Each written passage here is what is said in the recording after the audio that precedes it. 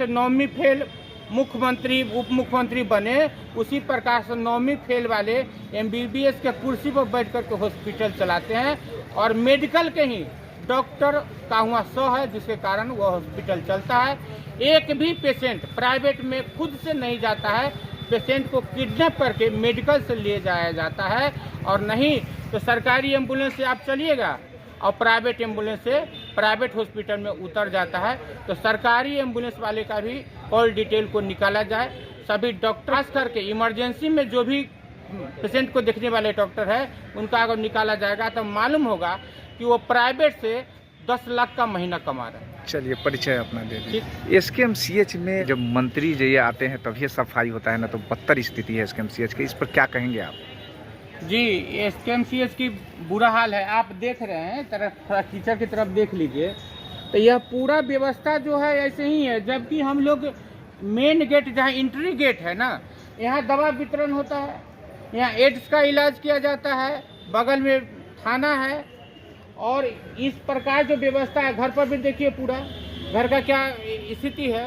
तो जब मंत्री जी आते हैं ना, तो जिस रूट से मंत्री जी जाते हैं ना, उसी रूट का सफाई होता है। बात बाकी अगर मंत्री जी को घुमाया जाए तो मंत्री जी को भी समझ में आ जाएगा कि उनके आने के बाद भी साफ सफाई नहीं होता है। वो तो उड़ के आते हैं और उड़ के चले जाते हैं। बिल्कुल, ऊपर से आते हैं ऊपरे चले जाते हैं। तो मंत्री जी को कहना चाहेंगे कि आप जमीनी स्तर के पहले नेता बनिए। जो भी उड़न खटोला पर उड़ के आता है ना, तो जनता भी उसको उड़न खटोला पर भेज देती है। तो मंत्री जी से कहना चाहते हैं, इस प्रकार जो मेडिकल का जो विधि व्यवस्था है, साफ सफाई बिल्कुल नदारत है।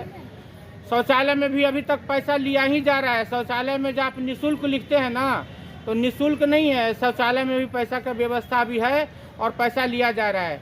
मेडिकल में अभी दलाल लोग जो सक्रिय हैं, उसकी सक्रियता है।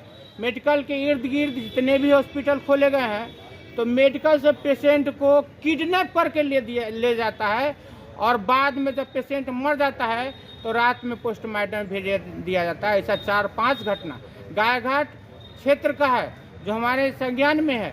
अभी 2-3 दिन पहले का भी घटना है। तो हम पुनः मेडिकल के सुप्रिटेंडेंट साहब से, यहाँ के कमिश्नर साहब से और विधि व्यवस्था को देखने वाले जो भी पदाधिकारी है, उनसे कहना चाहेंगे कि आप मेडिकल व्यवस्था चुस्त दुरुस्त करिए।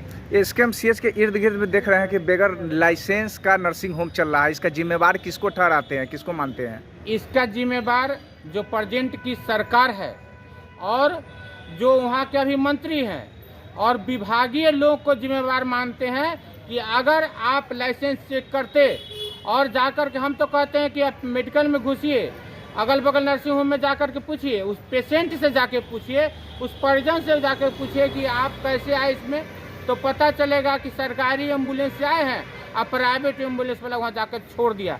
ऐसे लोगों को जिनको कोई देखने वाला नहीं है। एक शटर वाला गेट में हॉस्पिटल चलता है और वहाँ से उठा के ले दिया जाता है। 50,000 से स्टार्टिंग ही होता है। अब गरीब आदमी 50,000 1 लाख रुपया कहाँ से लाएगा? तो हम कहना चाहेंगे सरकार को कि बिहार के लिए और मुजफ्फरपुर के लिए, उत्तरी बिहार के लिए यही एम्स है, यही सबसे बड़का हॉस्पिटल है। यहाँ के बाद लोग जाए तो जाए कहाँ? मेडिकल में कुछ डॉक्टर अच्छे हैं, लेकिन कुछ डॉक्टर ऐसे हैं जिनको पैरवी करने के बाद भी इलाज सही ढंग से नहीं होता है। डॉक्टर का मोबाइल डिटेल निकाला जाएगा तो 90% डॉक्टर का क्लिनिक बगल में चलता है और वहाँ पे उनका पैसे का लेन देन चलता है। और यहाँ पेशेंट को मेडिसिन वाले दवा दुकानदार भी जाकर के पेशेंट को उठा करके उन डॉक्टर के पास भेज देते हैं। जितने भी दवा दुकानदार हैं, उनका कहीं न कहीं निजी क्लिनिक है। सीताराम शाह, गायघाट विधानसभा विकास मोर्चा के राष्ट्रीय अध्यक्ष।